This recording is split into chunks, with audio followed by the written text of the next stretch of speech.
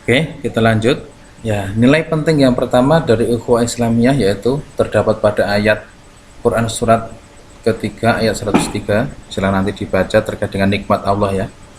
Kemudian yang kedua merupakan arahan robbani, arahan Allah, yang mana Allah itu sangat menyukai orang-orang yang mempersatukan hati, yang mempersatukan jiwa, tidak boleh cerai-berai. Nanti kompletnya silakan lihat Quran surat ke-8 ayat 60-63. Kemudian nilai penting yang kedua dari ukhuwah persaudaraan yang kita laksanakan merupakan cermin kekuatan iman kita. Setiap orang yang punya iman yang kuat, dia akan menjalin erat tali persaudaraan. Ketika saudara kita sakit, kita juga ikut sakit. Saudara kita sehat, kita ikut sehat. Saudara kita senang, kita ikut senang. Itu bukti iman kita kuat. Kalau iman kita nggak kuat, gampang putus, gampang cerai-berai. Lihat teman yang senang, kita susah. Lihat teman susah, kita senang. Wes mulai-mulai ya. Terdapat dalam Quran surat ke-49 ayat ke-10. Dibuka sendiri nanti. Dan yang kedua merupakan syarat sempurnanya iman sesuai hadis Nabi yang telah diriwayatkan oleh Imam Bukhari maupun Imam Muslim ya. Itu yang mana bunyinya tidak sempurna keimanan salah seorang dari kalian sampai dia mencintai untuk saudaranya apa yang dia cintai untuk dirinya sendiri ya. Iman kita tidak akan sempurna kalau kita tidak cinta orang lain seperti kita cinta terhadap kita sendiri. Contoh, kita suka makan ikan, maka teman lain yang kita kasih itu harusnya juga kita kasih ikan utuh apa yang seperti kita makan. Jangan sampai kita tidak suka kok dikasih orang lain, itu tidak baik. Yang kedua, kalian tidak akan masuk surga sampai kalian beriman, dan tidak akan sempurna iman kalian sampai kalian bisa saling mencintai. Mencintai dalam tanda kutip cinta karena Allah, bukan cinta monyet ya.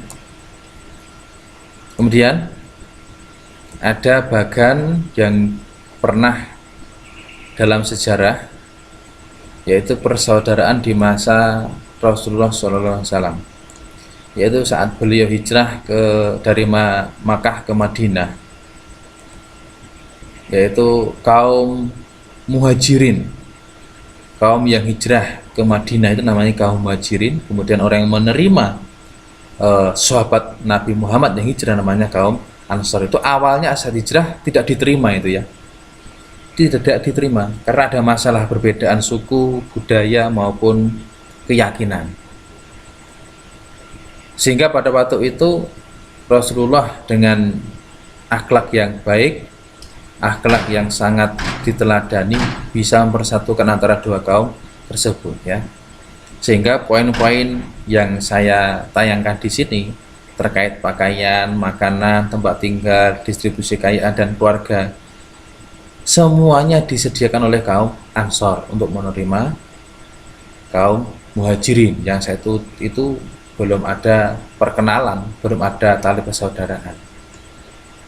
Kemudian terselesaikanlah semua masalah tersebut 5 item ini dengan adanya persaudaraan. Kemudian tingkatan ukhuwah Islamiyah, yaitu pertama ta'aruf, saling mengenal antara satu dengan yang lain. Kalian siswa baru mungkin satu dengan yang lain belum kenal, belum tahu karakteristik, sehingga ada baiknya juga kita saling mengenal.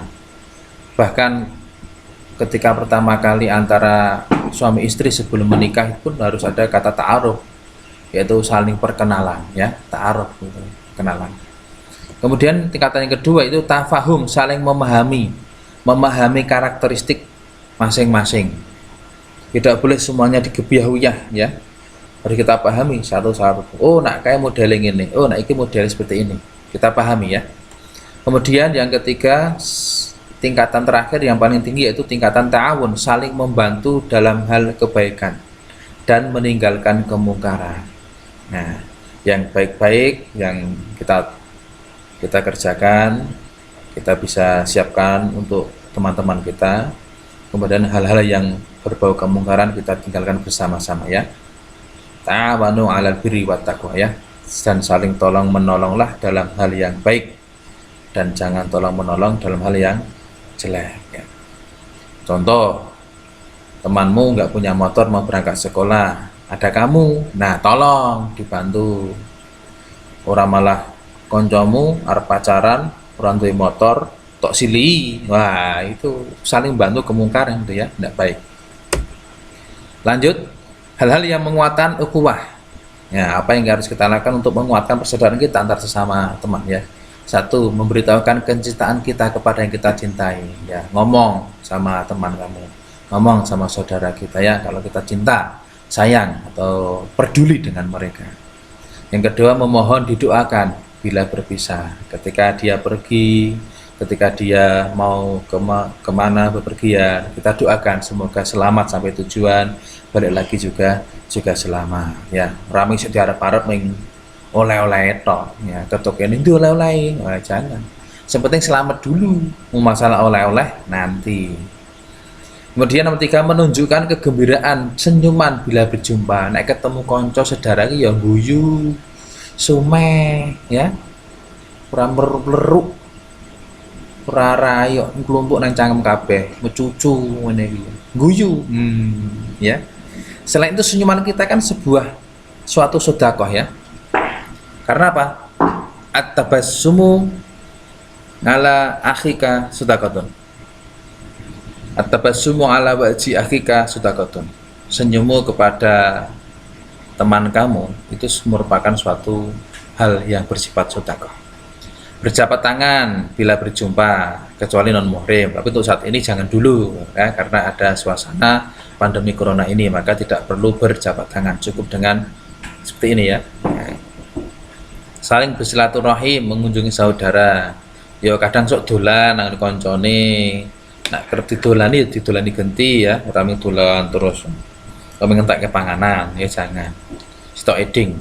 Memberi hadiah ketika waktu-waktu tertentu, saat ulang tahun ya toh, saat dia mendapatkan prestasi, mendapatkan suatu kebaikan, kita beri reward, kita beri hadiah ya. Apa iki? Nyoh, ulang tahun ta kowe? Nyoh, tak kado es cappuccino, tak kado permen lollipop, nah dan lain sebagainya. Dan yang terakhir, memenuhi hak ukhuwah saudaranya. Lanjut, hak muslim terhadap saudara yang lain. Jika engkau menjumpainya, berikan salam. Kita ketemu, ucapkan salam. Assalamualaikum. Assalamualaikum. Halo dap. Halo bro. Keliru itu. Apalagi piye to? Wah, ora oleh ya. Piye kabarmu bro? Ya, enggak boleh ya. Jadi assalamualaikum saudaraku gitu. Apabila ia mengundangmu, engkau tunaikan. Nak diundang, mantenan, seumpama diundang kon teko, ya moro, jangan mengecewakan.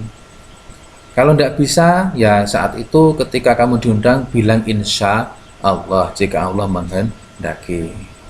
Yang selanjutnya, meminta nasihat, engkau nasihati. Nak njaluk takon, njaluk warah, ya dikandani, ya bagi ilmu lah kan gitu. Apabila ia bersin dan memuji Allah, hendaklah engkau mentasmidkannya, berdoa juga untuknya. Apa doanya ya?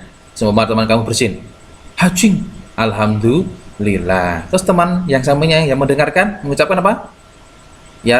Yarhamukallah. Terus kemudian yang bersin menjawab juga, enggak cuma dia.